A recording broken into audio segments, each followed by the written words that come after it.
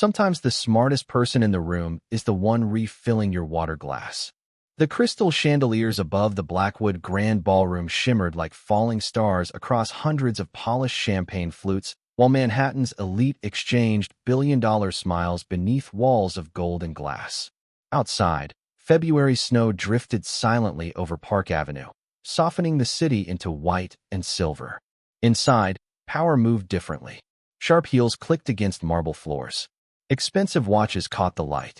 Investors laughed too loudly at jokes that weren't funny because every person in the room understood one thing about Ethan Blackwood.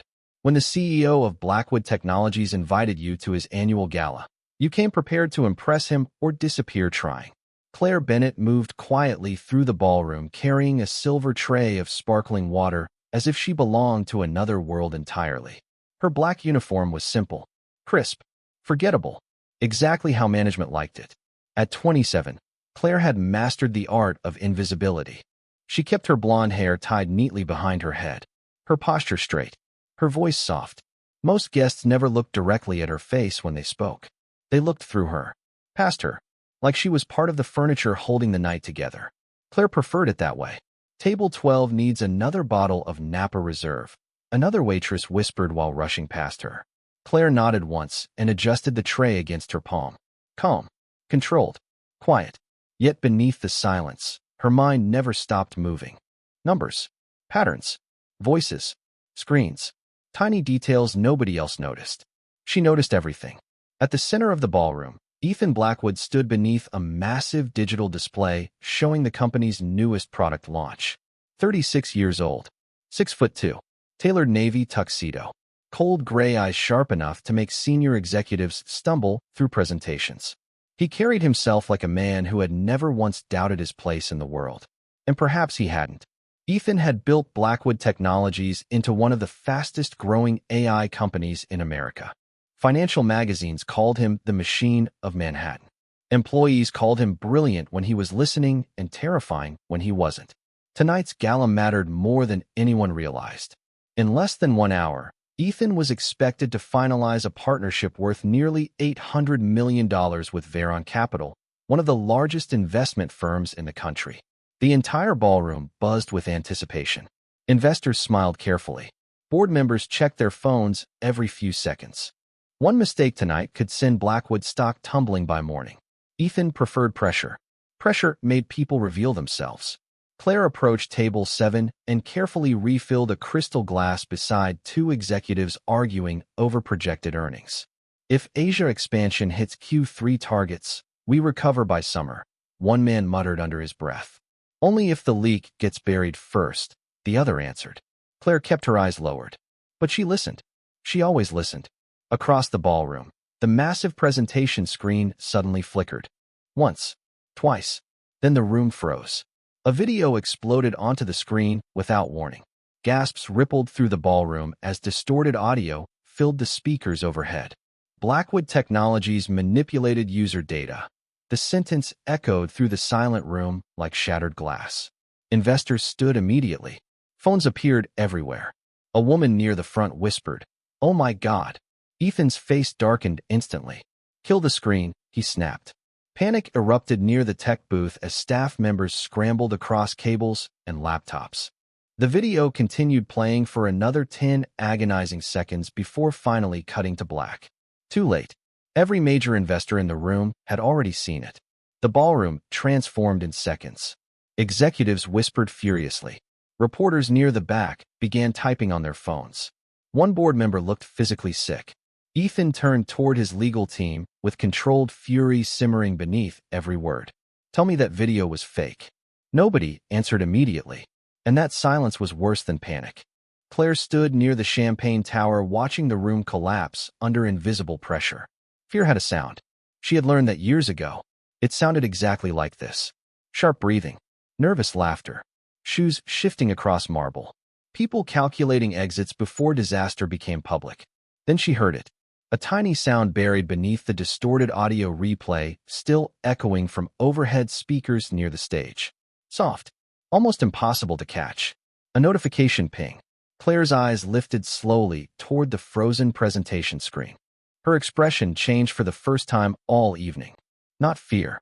Recognition. Ethan was already barking orders when Claire stepped forward slightly beside the stage. "Turn the sound back on," she said quietly. Nobody reacted at first. A nearby executive frowned like he hadn't heard correctly. Ethan turned toward the voice with visible irritation. His eyes landed on the waitress holding a silver tray. "What?" Claire met his gaze calmly. "The audio," she repeated softly. "Play it again." With the original sound. Several executives exchanged confused looks. Ethan let out one short, disbelieving laugh. A waitress thinks she understands corporate sabotage? A few nervous chuckles spread through the crowd, eager and uncomfortable. Claire didn't smile, didn't flinch.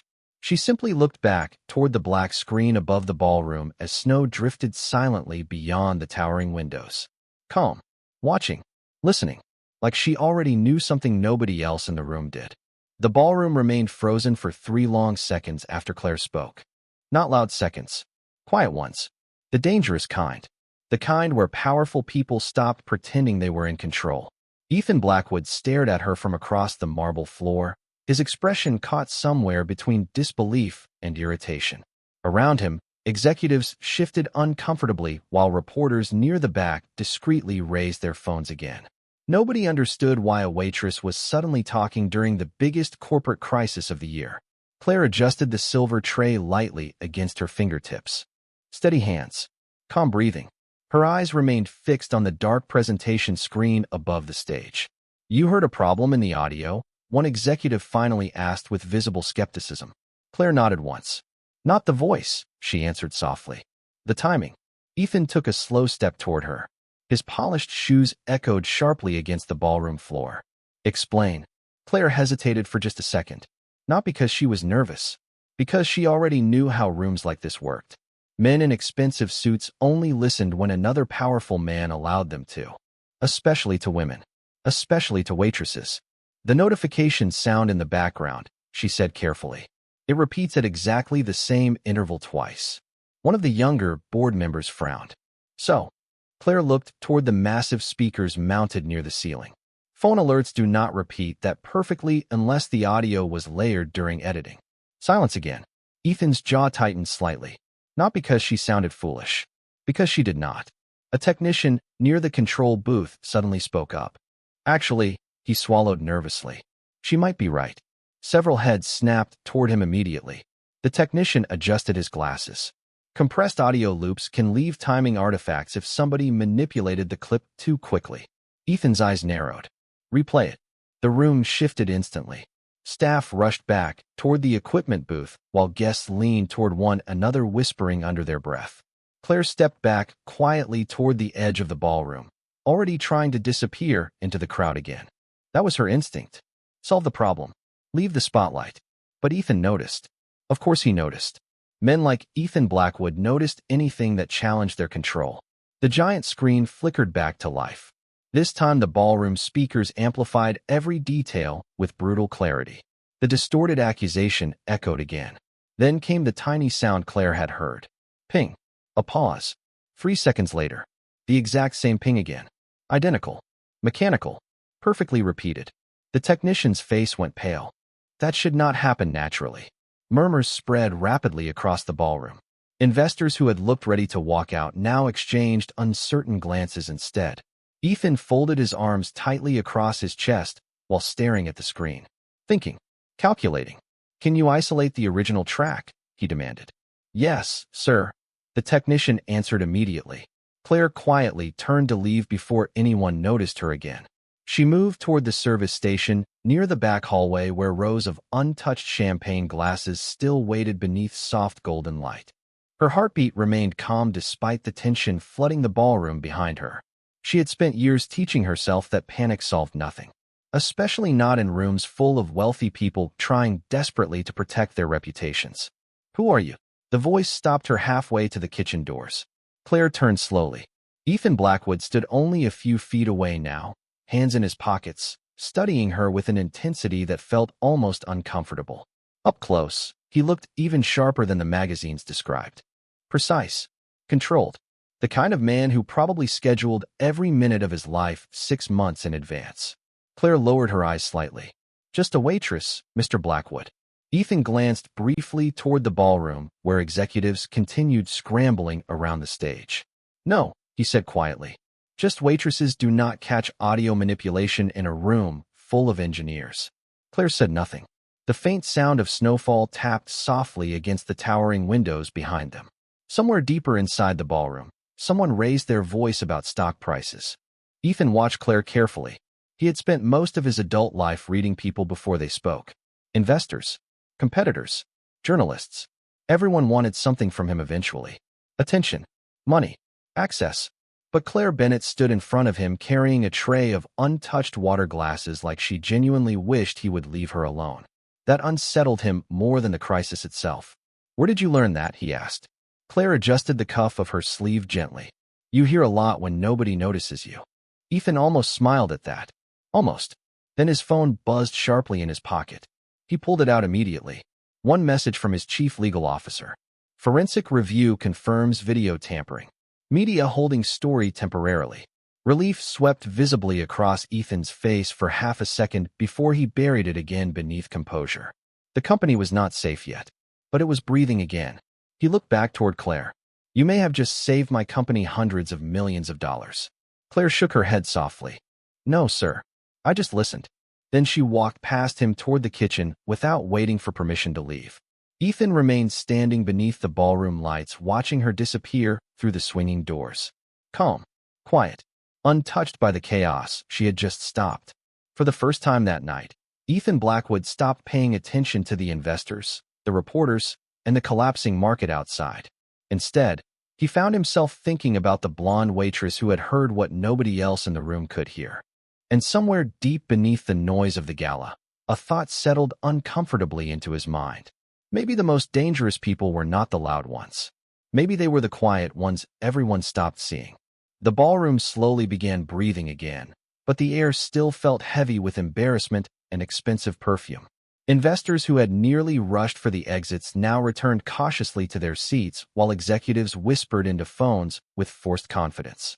The crisis had not disappeared. It had simply changed direction. Above the stage, Blackwood Technologies stock prices continued flickering across the giant digital display like a heartbeat trying to stabilize after panic. Claire Bennett stood alone near the kitchen hallway, polishing untouched wine glasses beneath soft amber lights. Her movements were steady, precise.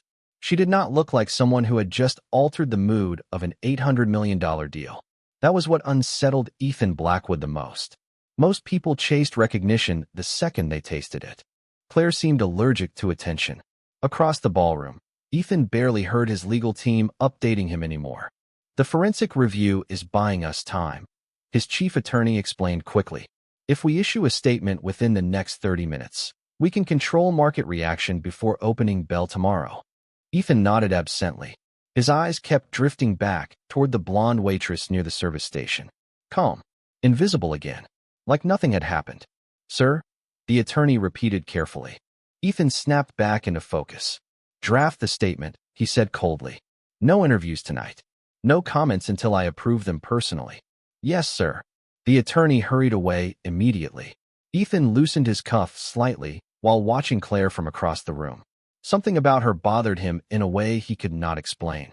Not attraction, not curiosity alone. It was the feeling of missing information. Ethan hated missing information. Every instinct he trusted was telling him the same thing. Claire Bennett was pretending to be smaller than she really was. Nearby, two investors quietly discussed her without realizing Ethan could hear them. "Who is she?" one man muttered. "No idea," the other answered. But she embarrassed half the technology department in under 60 seconds. Ethan turned toward them sharply enough that both men immediately stopped talking. Silence followed him naturally. It always had.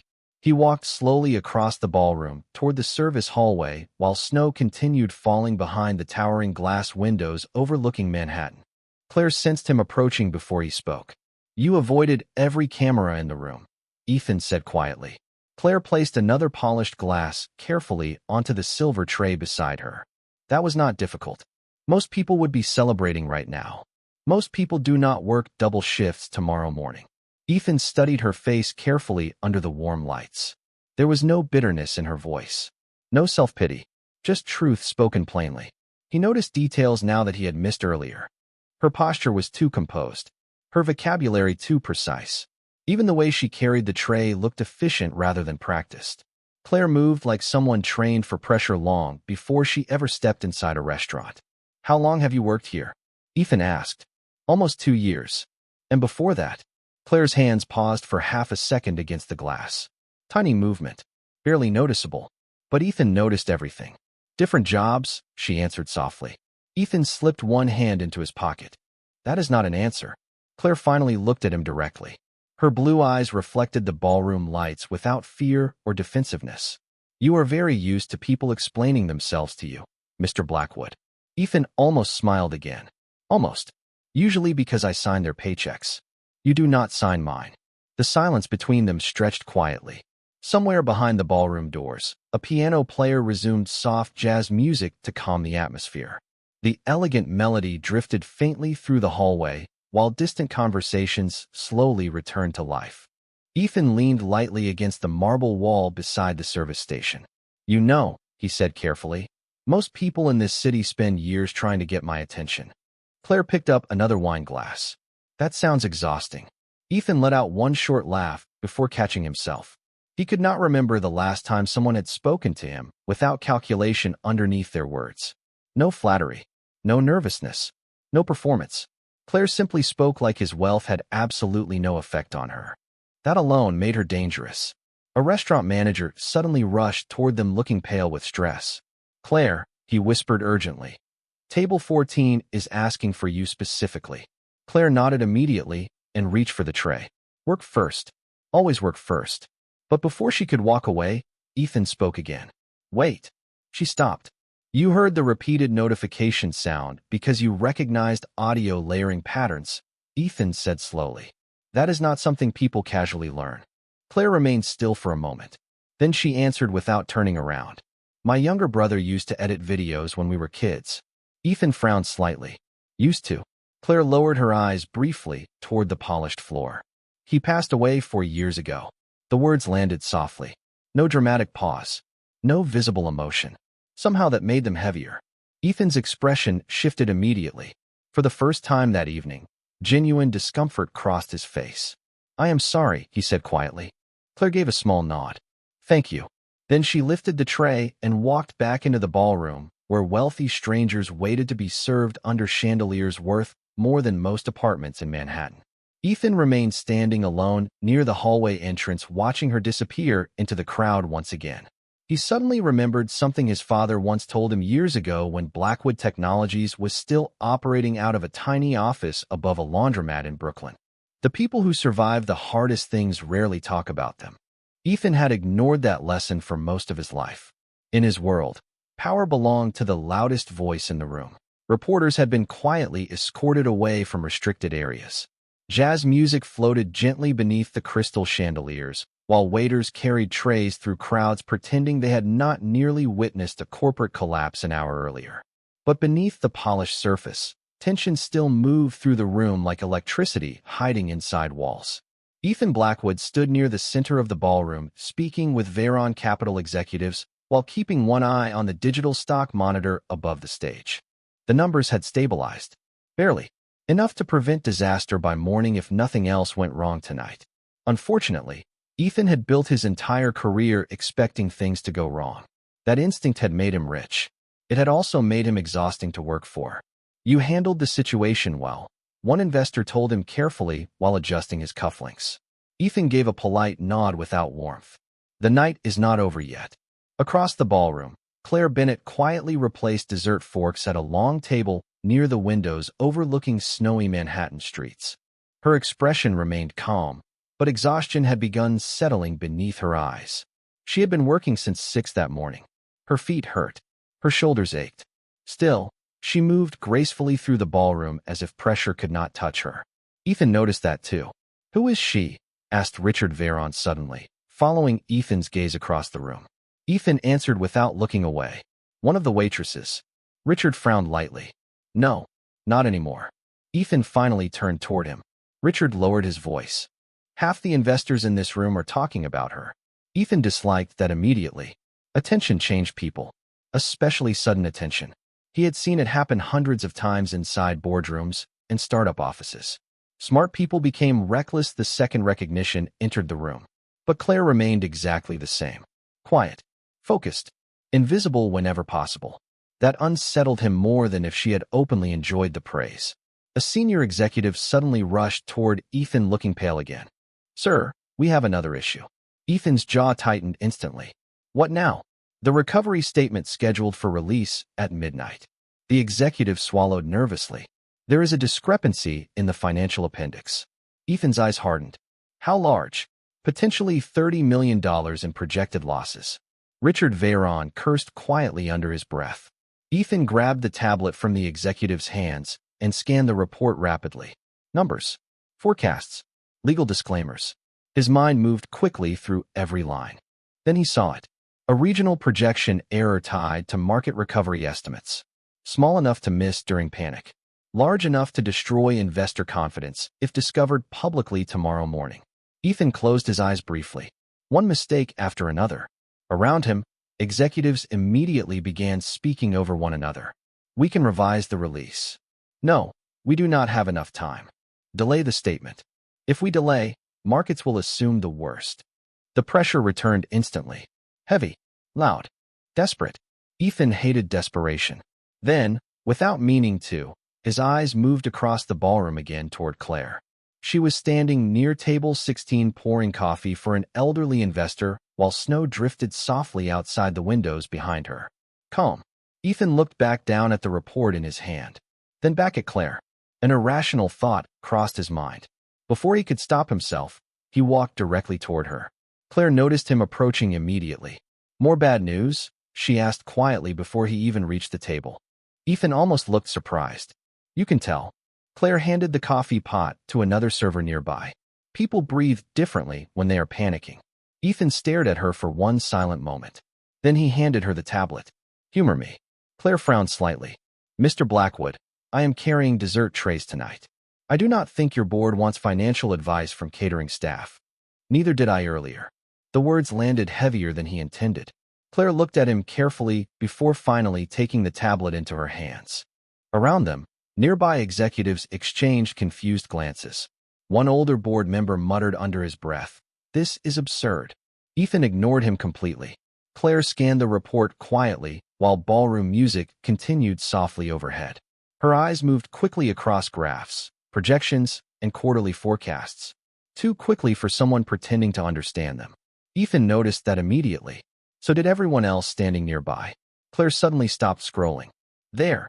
She pointed calmly at a tiny regional revenue adjustment buried deep inside the appendix.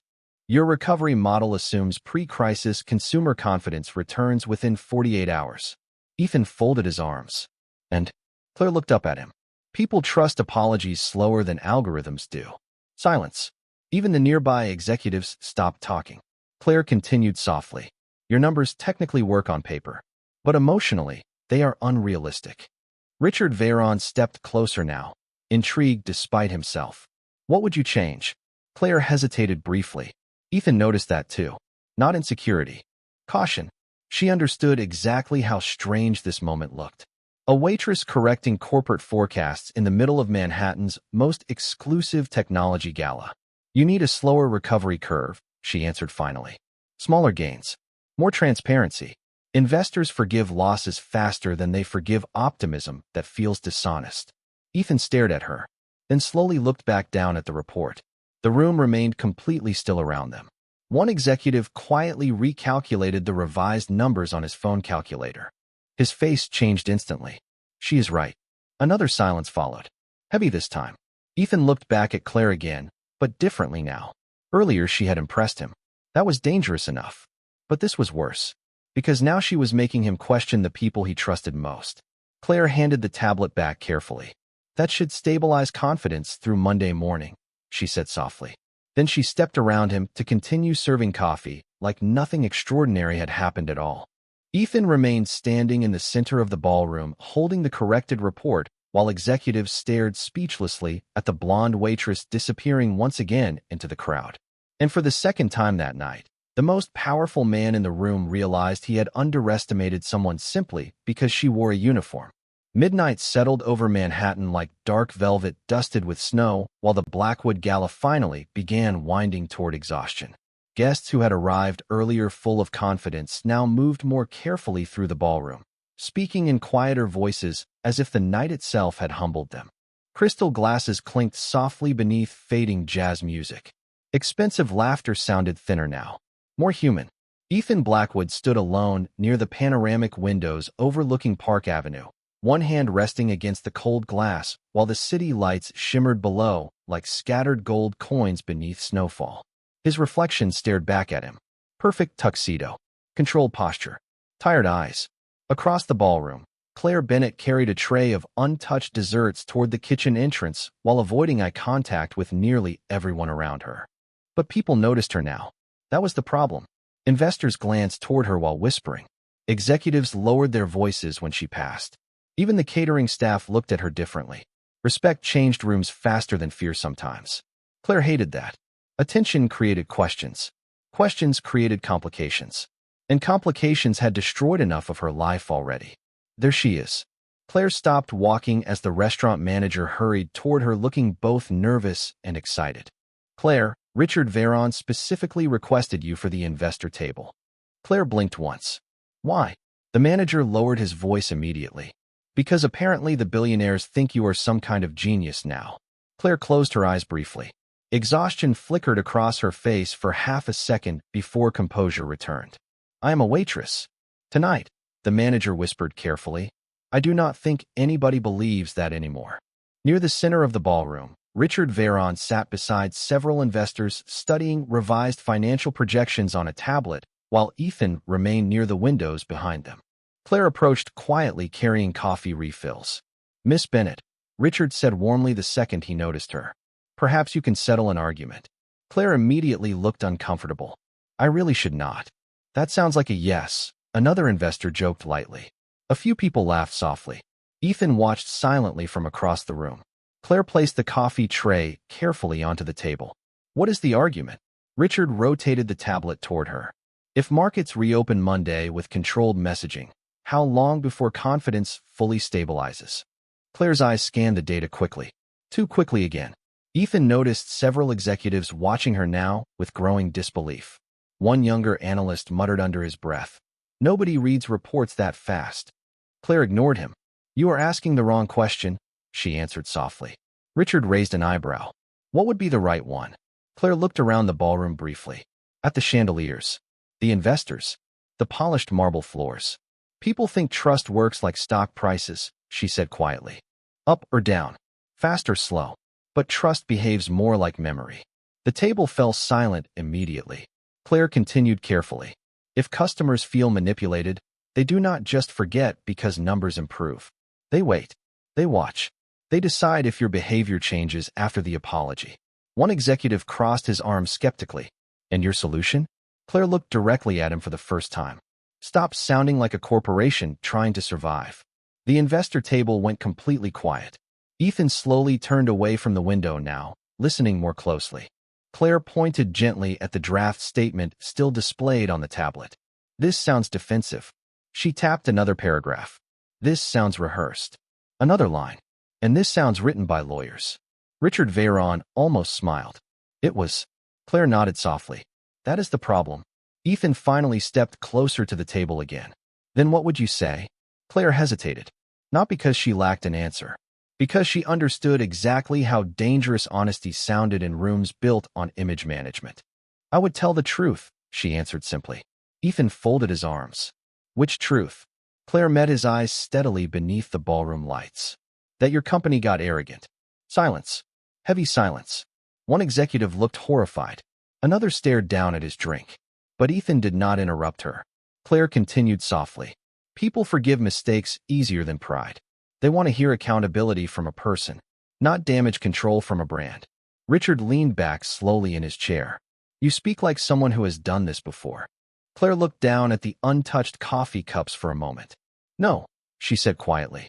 I speak like someone who has watched powerful people underestimate consequences. Ethan stared at her carefully. Every answer she gave revealed just enough truth to raise 10 more questions. And somehow, she never sounded rehearsed. That was the strangest part. Claire spoke naturally, calmly, like intelligence was simply part of her breathing. Nearby, a financial reporter pretending to check his phone discreetly recorded part of the conversation. Ethan noticed immediately. "Phone's away," he said coldly without even turning around. The reporter nearly dropped the device while apologizing quickly. Silence returned again. Ethan looked back toward Claire. "You realize," he said carefully, "you just criticized an entire executive board in front of investors." Claire picked up the empty coffee tray. "You asked." A few people at the table quietly laughed before quickly stopping themselves.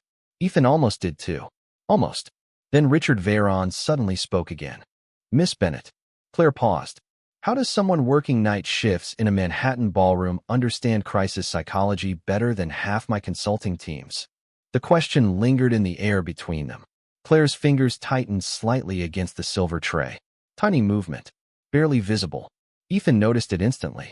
For the first time all evening, something inside Claire seemed uncertain. Not fear. Pain. Old pain.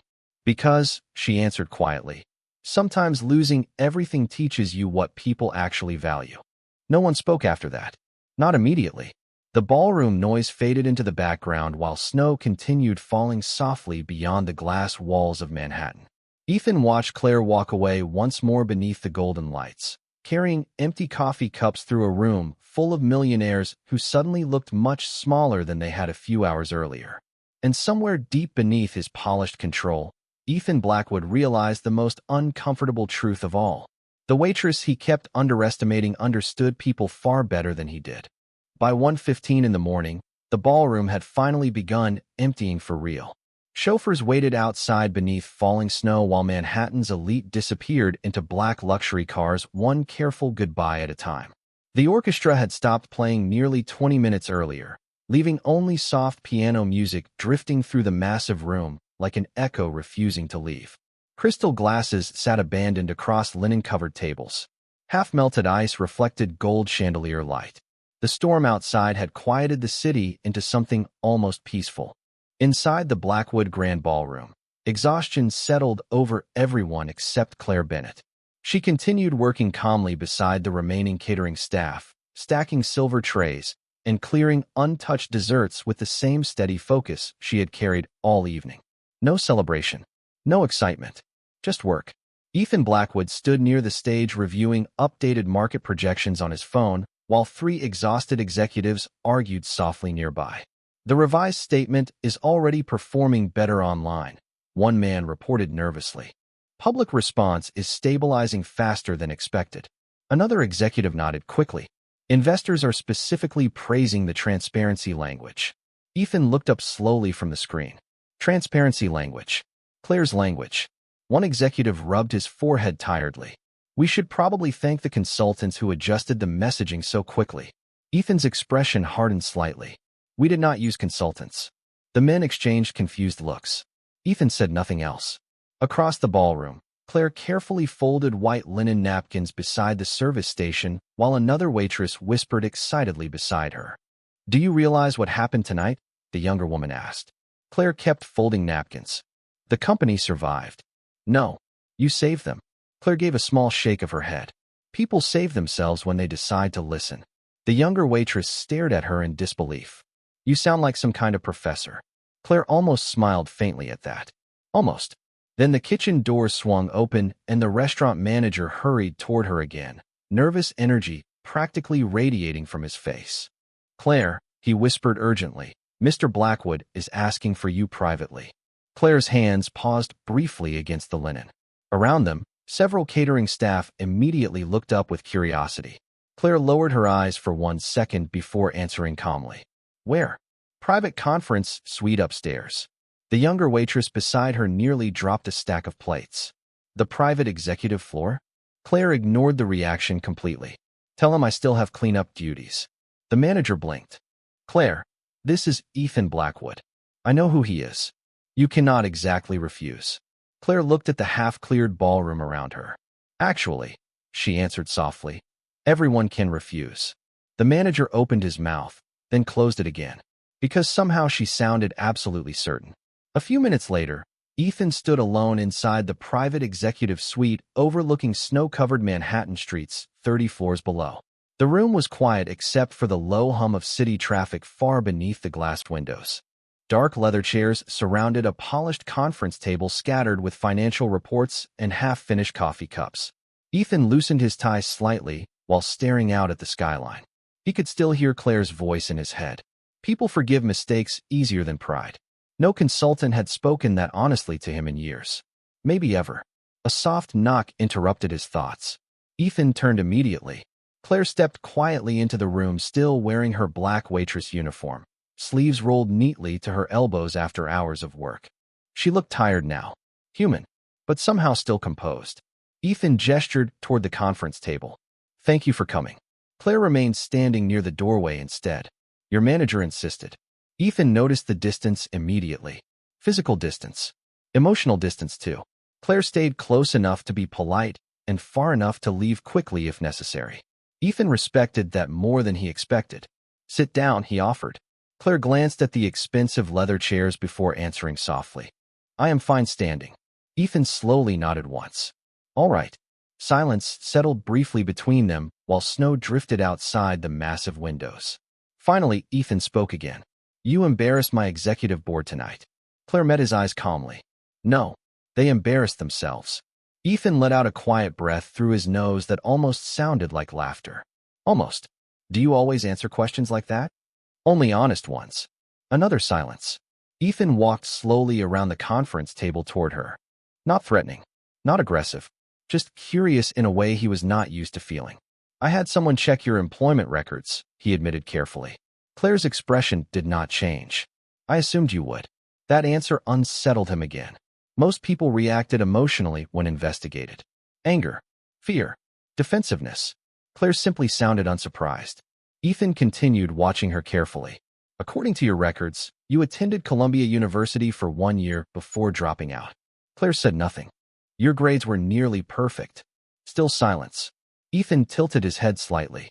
People do not accidentally become exceptional at financial analysis, crisis management, and behavioral forecasting. Claire looked away toward the snowy skyline beyond the windows. People also do not accidentally become billionaires. Ethan studied her profile quietly beneath the soft city lights. There was no arrogance in her voice. No challenge. Just observation. Honest observation. And somehow honesty sounded sharper than insults in rooms like this. "Why are you really working as a waitress?" Ethan asked softly. For the first time all night, Claire's composure shifted slightly. Tiny movement. Barely visible. Her fingers tightened against the edge of the serving tray she still carried from downstairs. "Because life does not always care what people are good at," she answered quietly. Ethan held her gaze. "That is not the full answer." Claire finally looked directly back at him. Her blue eyes reflected the city lights beyond the windows like cold winter glass. "No," she admitted softly. "It is not." The room fell silent again. Heavy this time. Not uncomfortable. Just real. Then Ethan did something nobody in the company would have believed possible. He lowered his voice and spoke without authority for the first time that night. "Claire, who were you before this?" Claire looked at him for one long second beneath the quiet Manhattan skyline. Then she answered with a sadness so calm it almost disappeared inside the silence itself. "Someone who thought being intelligent would protect the people she loved." The executive suite remained quiet after Claire spoke. Not empty quiet. Heavy quiet.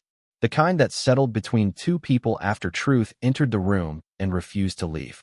Beyond the floor-to-ceiling windows, Manhattan glowed beneath falling snow, while distant headlights moved slowly through the sleeping city 30 floors below. Ethan Blackwood stood motionless near the conference table, watching Claire Bennett carefully. Her words lingered in the air longer than they should have. Someone who thought being intelligent would protect the people she loved. Ethan had spent most of his life believing intelligence could protect anything. Companies, money, reputation, control. But standing across from Claire now, he suddenly realized intelligence could also fail. And maybe that was the kind of lesson people never fully recovered from. Claire shifted the empty serving tray lightly against her hands.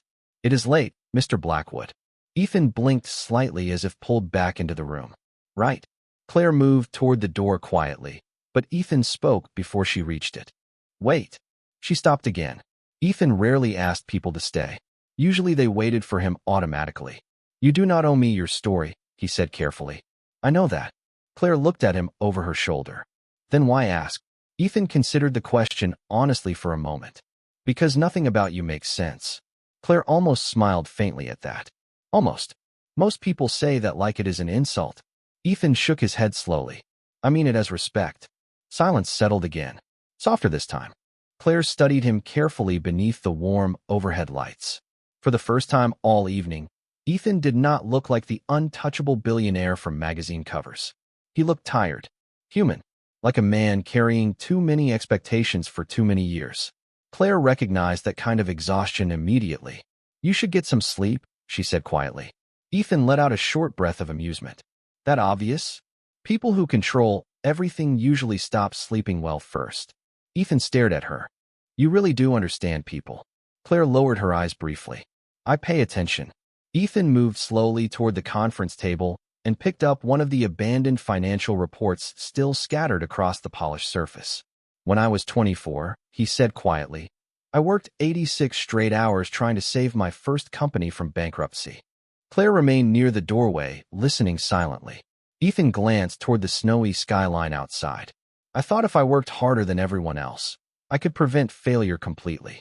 His jaw tightened slightly. Turns out exhaustion just makes people arrogant. Claire watched him carefully. And lonely, she added softly. Ethan looked back at her immediately. That word landed deeper than the others. Because it was true. Painfully true. The room fell silent once more while soft snow drifted beyond the windows like ash floating through the night sky. Finally, Ethan spoke again. Who did you lose? Claire's fingers tightened almost invisibly against the serving tray. Tiny movement. But Ethan saw it. Claire looked down for a moment before answering. My brother. Ethan stayed quiet. Claire continued softly. His name was Daniel. The way she said the name changed the room completely. Not dramatic. Not broken. Just gentle in a way grief becomes after enough time passes. He was 19, Claire said quietly.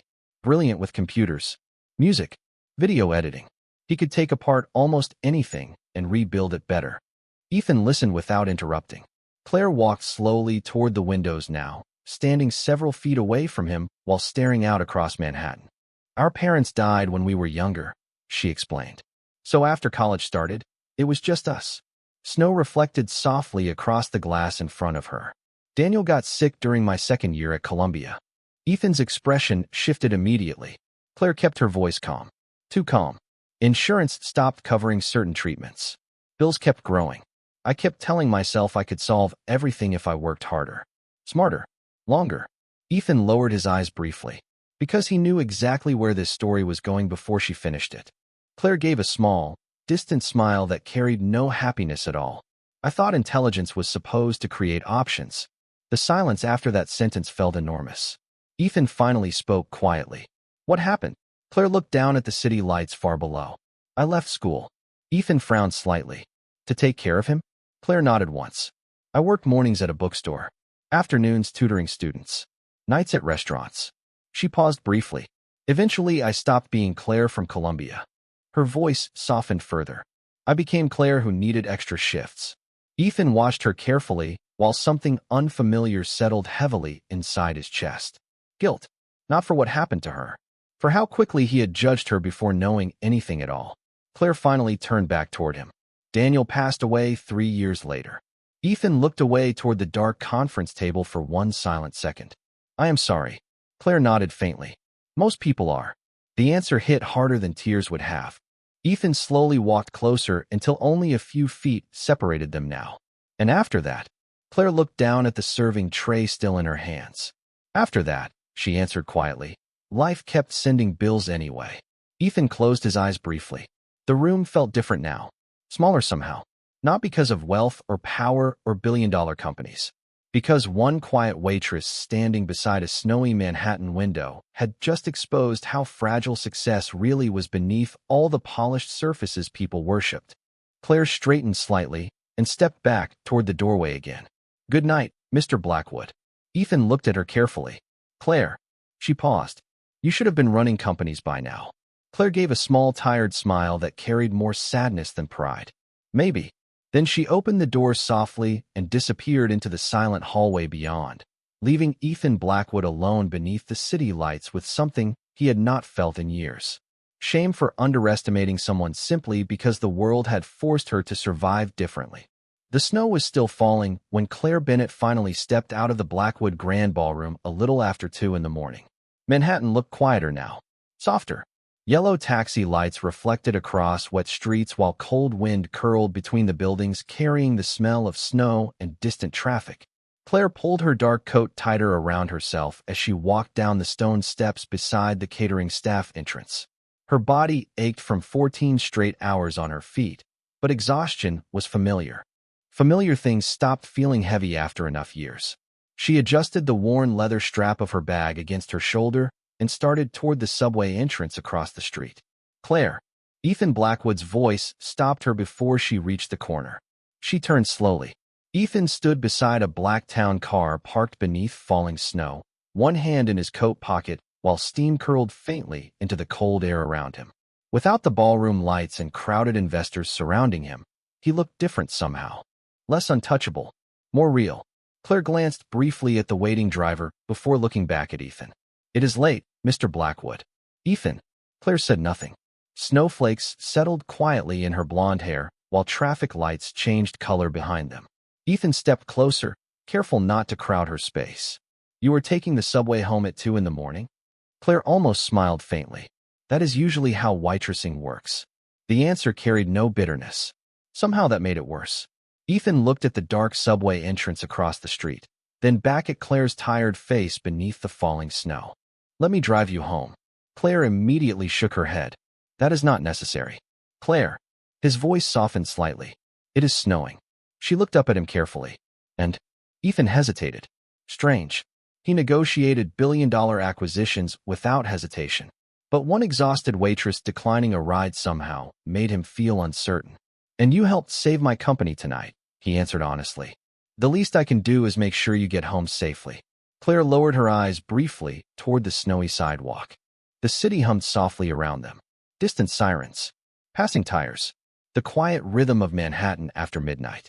Finally, she spoke again. "You still think this is about debt?" Ethan frowned slightly. "What?"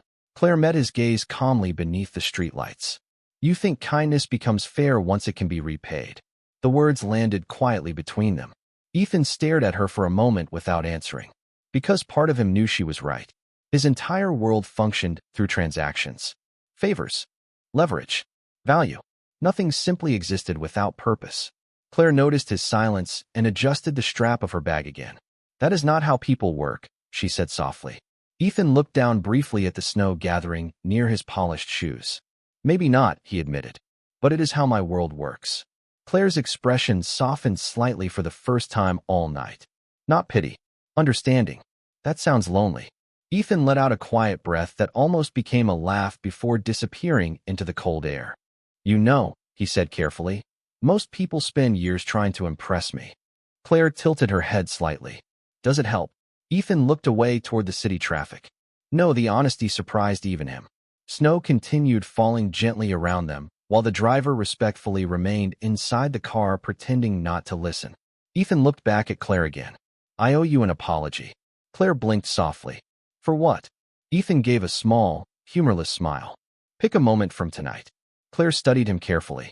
Powerful men rarely apologize sincerely. Most apologize strategically. But Ethan looked genuinely uncomfortable saying the words. That mattered more than the apology itself. "You embarrassed me in front of your executives," Claire said quietly. Ethan nodded once. "I know. You assumed I was unqualified before I even spoke." "I know." Claire looked toward the snowy skyline above the buildings. "And when people started respecting me, suddenly you wanted answers." Ethan's jaw tightened slightly. "That is fair." Silence settled between them again while snowflakes drifted through the glow of the streetlights like tiny falling stars. Finally, Ethan spoke quietly. "I built my entire career believing competence had a certain look." Claire looked back at him. Ethan continued softly. "Tonight you made me realize how blind that thinking actually is." Claire watched him carefully for a long moment. Then she asked the question he least expected. "Do you know why it bothered you so much?" Ethan frowned slightly. "What did?" "That I understood your business." He opened his mouth automatically, but Claire answered before he could. "Because if someone like me could understand your world," her voice remained calm. Gentle even. Then maybe your world was never as exclusive as you wanted it to be. Ethan froze, completely still beneath the snowfall. The city noise seemed to disappear for one suspended second because she was right. Painfully right. Ethan had spent years surrounding himself with people who looked successful, sounded successful, dressed successful. Entire industries built around convincing wealthy men they were uniquely intelligent simply because they occupied expensive rooms. And tonight a waitress carrying coffee trays had walked into his world and outthought nearly everyone inside it. Claire gave a small, tired smile that carried no cruelty at all. You did not underestimate me because I lacked intelligence. Ethan looked at her silently. Claire's blue eyes reflected the snow and city lights around them as she finished softly. You underestimated me because my life stopped looking impressive. The words settled heavily into the cold Manhattan air between them. Ethan had no immediate response. No clever defense. No executive instinct strong enough to protect him from the truth, standing quietly in front of him beneath the snow. For the first time in years, Ethan Blackwood simply stood there speechless while an exhausted waitress in a dark winter coat calmly dismantled every assumption he had built his success on. 3 months later, spring rain tapped softly against the windows of a small Manhattan cafe 2 blocks from Columbia University, while Claire Bennett quietly organized handwritten study notes behind the counter during the slow afternoon shift. The winter snow was gone now. So were the crystal chandeliers, billion-dollar investors, and corporate panic that had filled the Blackwood Gala that night. Life had returned to something simpler, smaller, familiar. Claire preferred it that way. The cafe smelled like espresso and warm cinnamon, while soft jazz drifted from hidden speakers overhead. Students filled most of the tables now, laptops open beside half-finished coffees and textbooks covered in tired highlighter marks. Claire moved calmly between them, carrying mugs and wiping tables with the same quiet grace she carried everywhere. Most customers never looked at her twice. She liked that too. Near the front window, a television mounted above the counter displayed a business interview with Ethan Blackwood speaking at an international technology conference in San Francisco. Claire barely glanced at the screen while refilling sugar containers behind the register. But the students nearby were listening carefully.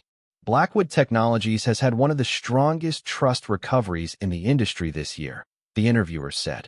What changed? Ethan sat beneath bright conference lights wearing a dark charcoal suit, calm and composed as always. But something about him looked different now. Softer around the edges somehow. Less sharp. He paused briefly before answering. I spent a long time believing intelligence belonged to people with the loudest titles. Several students near the window looked up from their laptops. Ethan continued quietly. Turns out some of the smartest people I have ever met were simply too exhausted surviving life to advertise it. Claire froze for half a second while holding a stack of coffee cups. One student whispered softly, "That is actually a really good answer." Claire lowered her eyes and continued working without reacting. But her hands slowed slightly. On the television screen, Ethan gave a faint smile.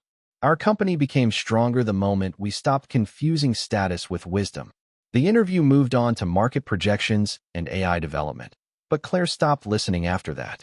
Outside, rain rolled quietly down the cafe windows while Manhattan traffic blurred into silver reflections across the wet streets. "Claire," the cafe owner called from the kitchen doorway. "Can you bring these pastries to table 6? Claire nodded immediately. Work first. Always work first. She carried the tray carefully through the cafe toward a quiet corner table near the back window. "Blueberry scone and black coffee," she said softly while setting the plate down. "Thank you." The man at the table looked up from his notebook. "Ethan Blackwood." Claire blinked once in surprise before quickly recovering her composure. Ethan looked tired again. Not exhausted like the gala night. Just human. He wore a simple dark coat instead of a designer suit, and there was rainwater still clinging lightly to his shoulders. Claire glanced briefly toward the television near the counter. "You move quickly." Ethan followed her gaze toward the interview replay, still running silently overhead. "Private jet." Claire almost smiled faintly. "Right." Ethan looked around the small cafe quietly. Students studying. Rain against windows. Soft music. Nothing expensive. Nothing impressive. And somehow the room felt more honest than most executive boardrooms he had spent his life inside. Claire adjusted the tray lightly against her hands. "What are you doing here?" Ethan looked up at her calmly. Looking for coffee. Claire raised one eyebrow slightly. There are better places in Manhattan for that. Ethan's expression softened. Not for conversation. Silence settled gently between them while rain tapped against the windows nearby. Claire finally sat across from him after a long moment, mostly because she was too tired to pretend indifference anymore. Ethan noticed immediately. You look exhausted. Claire let out a quiet breath of amusement. I work 2 jobs and night classes. Ethan frowned slightly. Night classes? Claire nodded once. Columbia allows returning students. Ethan stared at her for one silent second before smiling faintly. Genuine this time. Good. Claire studied him carefully.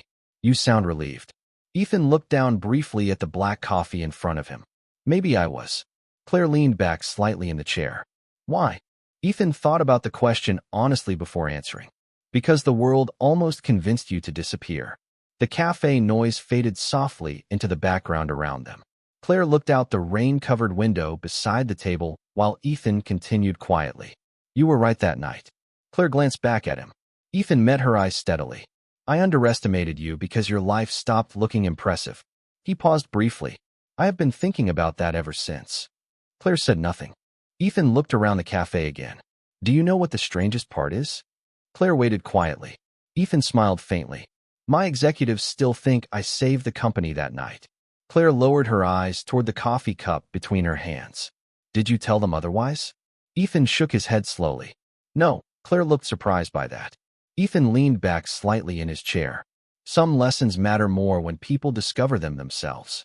The rain outside softened into mist while students continued studying nearby, completely unaware that one of the most powerful technology CEOs in America was sitting quietly inside their neighborhood cafe, speaking to a waitress who had once dismantled his entire worldview in a single night. Claire looked at Ethan carefully for a long moment before asking softly, So why are you really here? Ethan answered immediately this time. No hesitation. No performance. Because I wanted to thank the woman who reminded me that intelligence does not disappear just because life becomes difficult. Claire stared at him silently beneath the warm cafe lights. Then slowly, for the first time since the gala night months earlier, she smiled without sadness hiding behind it. Small smile. Quiet smile. Real one. Ethan noticed immediately. And somehow, that simple moment inside a rainy Manhattan cafe felt more valuable than every standing ovation he had ever received in a ballroom full of powerful people. Outside, the city kept moving beneath gray spring skies while inside the cafe, 2 exhausted strangers sat across from each other in comfortable silence, finally understanding something the world often forgot. The quiet ones were never truly ordinary.